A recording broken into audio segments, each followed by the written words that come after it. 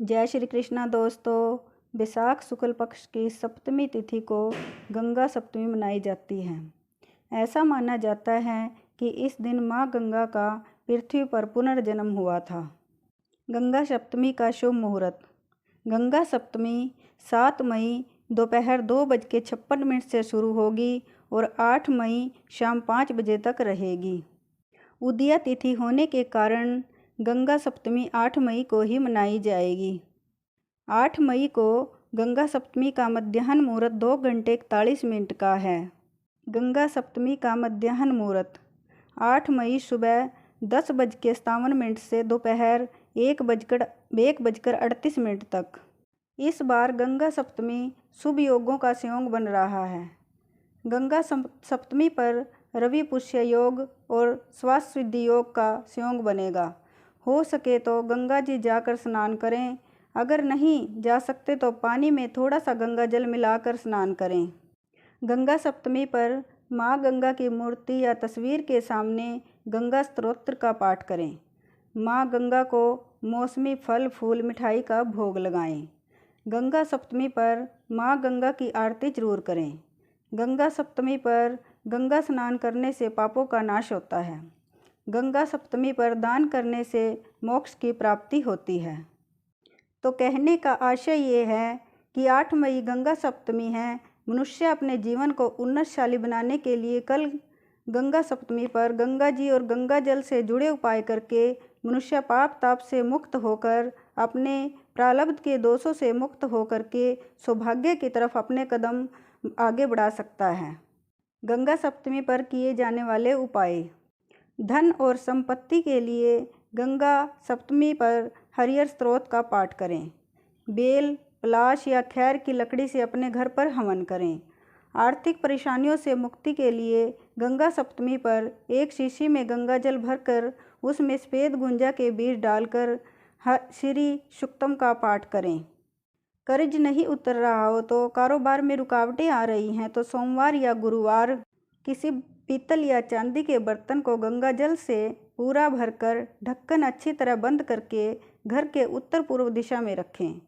1 या 2 महीने तक अगर गंगा जल कम हो जाए तो उसे फिर से भर दें। इस गंगा जल का किसी और काम में प्रयोग ना करें। जब तक गंगा जल घर में रखा होगा सुख समृद्धि का वास होगा। महालक्ष्मी की कृपा पाने के लिए गंगा जल में कच्चा दूध मिलाकर स्नान करें। सुख समृद्धि पाने के लिए गंगा सप्तमी पर शिव मंदिर या घर के शिवलिंग के सामने बैठकर शिवलिंग पर गंगा जल चढ़ाकर शिव स्तुति पढ़ें। शिवलिंग पे चढ़े हुए गंगा जल को अपने माथे पर लगाकर ग्रहण करें। कारोबार में बहुत ज़्यादा नुकसान हो रहा हो तो गंगा सप्तमी पर गंगा जल को हाथ में लेकर यानी एक कटोरी में डालकर हाथ में लेकर 21 बार गायत्री मंत्र जपें। फिर दूरवा से गंगा जल को अपने कार्यक्षेत्र की दीवारों पर छिड़कें। सफ़ेद चंदन को 1 हफ्ते तक अपने घर में रखें। चंदन को धूप बत्ती दिखाएं और फिर अपनी तिजोरी में रख दें। कार्यक्षेत्र में हर पूर्णिमा पर भी गंगा जल छिड़कें। ऐसा करने से कारोबार का घाटा रुक जाएगा और बरकत होने लगेगी। मनचाहा जीवन साथी पाने के लिए गंगा सप्तमी पर मीठी रोटी बनाकर गंगा घाट के पास पशुओं को खिलाएं। शादी के बाद जब बेटी विदा हो रही हो तो 1 लोटे में गंगा जल थोड़ी सी हल्दी डालकर कन्या के सिर से 7 बार फेर कर उसके आगे फेंक दें।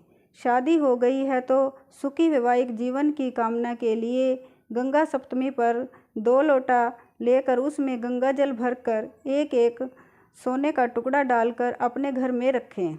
अपने वजन के बराबर चावल या अनाज का दान करें। संतान सुख पाने के लिए जौ के आटे में गंगा जल मिलाकर उसकी गोलियां बनाकर मछलियों को खिलाएं। अच्छी सेहत के लिए शिव पार्वती की पूजा करें। गंगा जल से भगवान शिव का अभिषेक करें। मृत संजीवनी मंत्र का जाप करें। बेल की लकड़ी से हवन करें। 7 प्रकार का अनाज दान करें। हार्ट अटैक ब्लड प्रेशर की समस्या से बचने के लिए 5 मुखी रुद्राक्ष को गंगा जल से स्नान कराकर शिवलिंग पर चढ़ाकर लाकर अपने गले में धारण करें। परिवार में कोई हमेशा बीमार रहता हो तो उसके सिरहाने चांदी के बर्तन में गंगा जल भर कर रखें। उसमें केसर डालकर रखें। स्नान करने से पहले पानी में गंगा जल डालकर स्नान करें। बुरे स्वप्न आते हैं तो सोने से पहले अपने सिरहाने के पास गंगा जल रख कर सोएं। जिन लोगों का बच्चा बोलता नहीं है, बोलने में परेशानी है, आप बहुत परेशान हो रहे हैं, ऐसे लोगों को चाहिए कि पानी में गंगा जल मिलाकर तांबे के छोटे लोटे में जल भर करके गायत्री मंत्र बोलते हुए 108 लोटा या 27 लोटा या 24 लोटा से बच्चे को स्नान करा दें। पानी इतना भी ठंडा ना हो कि बच्चे को शीत लग जाए। अगर ये उपाय गंगा सप्तमी के दिन होगा तो बच्चे की वाणी में अगर कोई दोष है तो उसमें सुधार आएगा। जय गंगे मैया।